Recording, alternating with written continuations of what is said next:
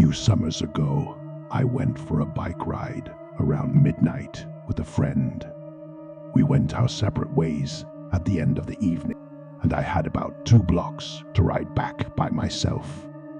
Because of construction, I had to ride on the sidewalk, but the streets were dead. But it wasn't a problem until right where I was about to turn left onto my street.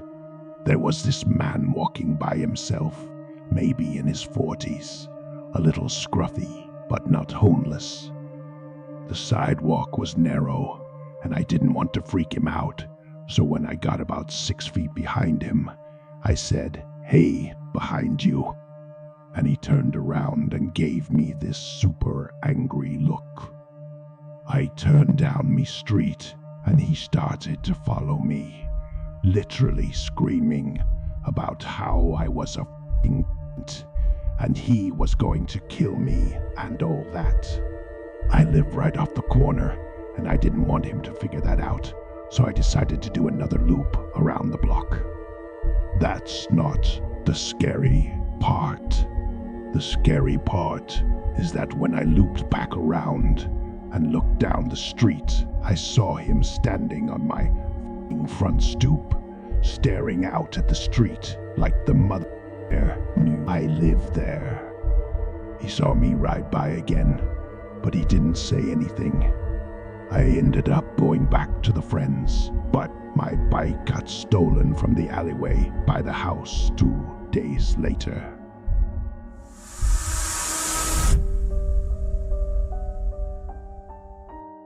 So, this happened, I think 15 or so years ago, when my grandfather passed away. In my culture, the dead are cremated, and there are elaborate ceremonies performed.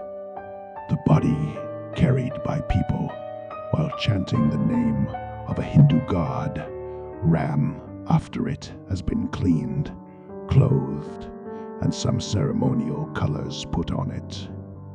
I was never very close to my grandfather. I barely remember ever having much to talk with him, but my parents say I used to talk to him a lot as a child. Anyway, when he died, I didn't really know much about him, other than that he was the patriarch of the family and everybody respected him. I was barely 10 years old then and was supposed to stay at an aunt's house. Sneaky that I was, I managed to follow my mother when she left for my grandfather's house, unaware that I was a few steps behind her. Anyway, the ceremony starts.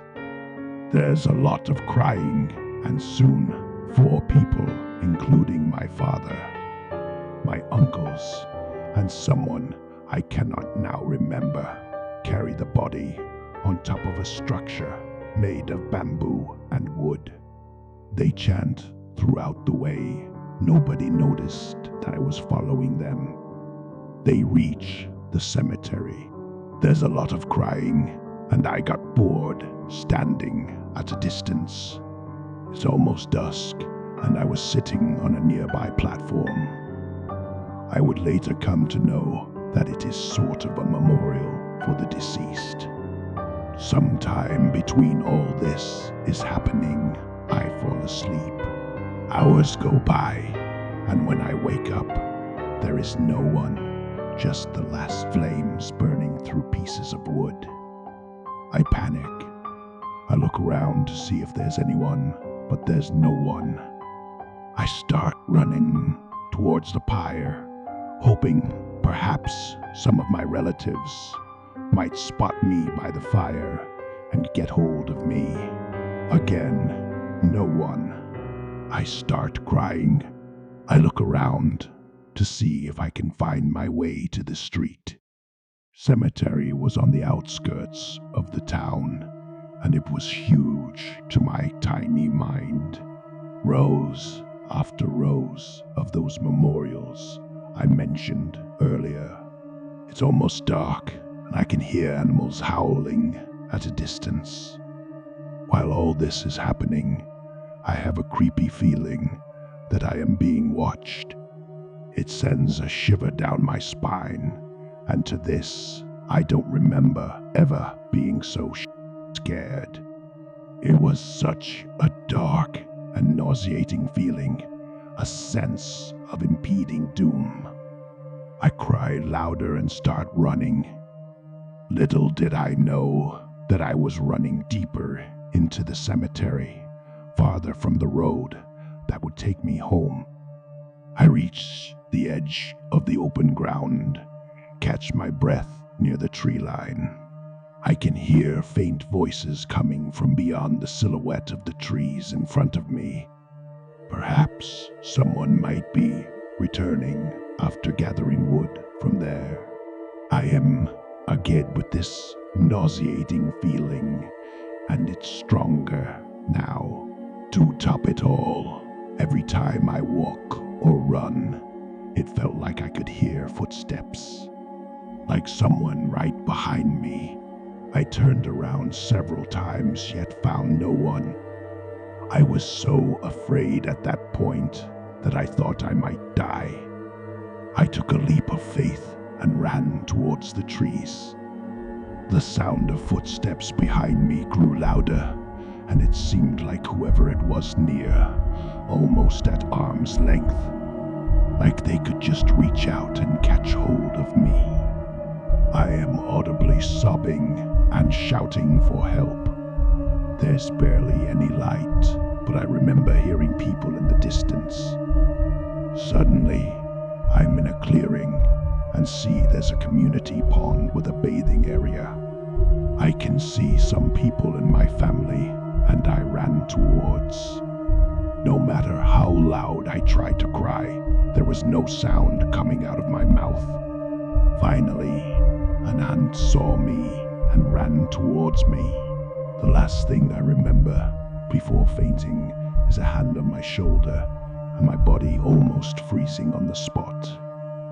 I was sick for a week after that, had nightmares for years, and in general stopped going to my grandfather's house or even the town. To this day, I find it difficult sleeping in the dark and sometimes wake up with a cold sweat and a creepy feeling on my shoulder, like someone was holding on to me.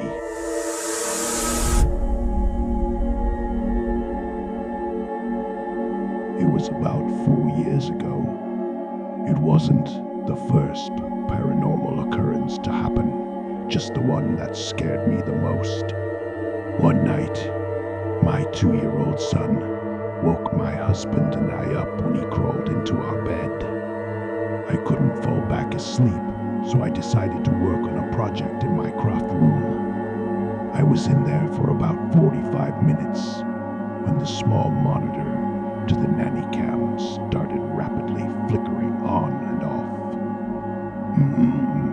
Mind you, these were not motion-censored cams, only continuous feed.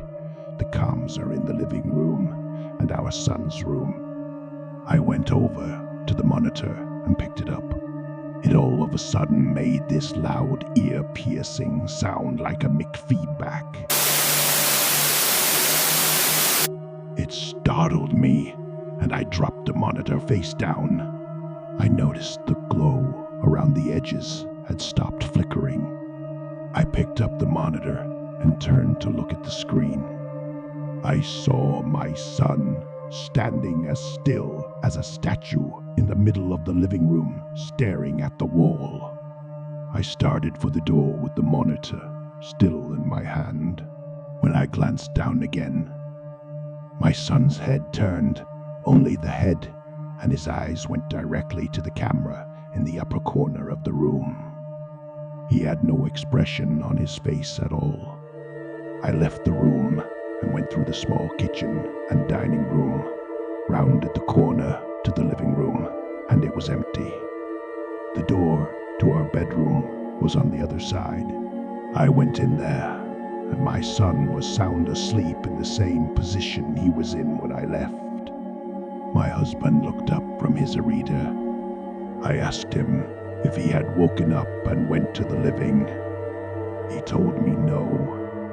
I asked if my husband had gotten up to go to the bathroom or kitchen, thinking maybe he just didn't see our son try to follow him. But husband swears he hasn't left the bed at all, and our son has been peacefully snoring away the whole time. Like I said before, this wasn't the first time we had seen doppelgangers, but it was always so brief that you didn't really have time to get scared or have it completely register yet. This was different. It wasn't just a glimpse. Above all, it was the look on my son's face, that empty void stare, when he turned his head to face the camera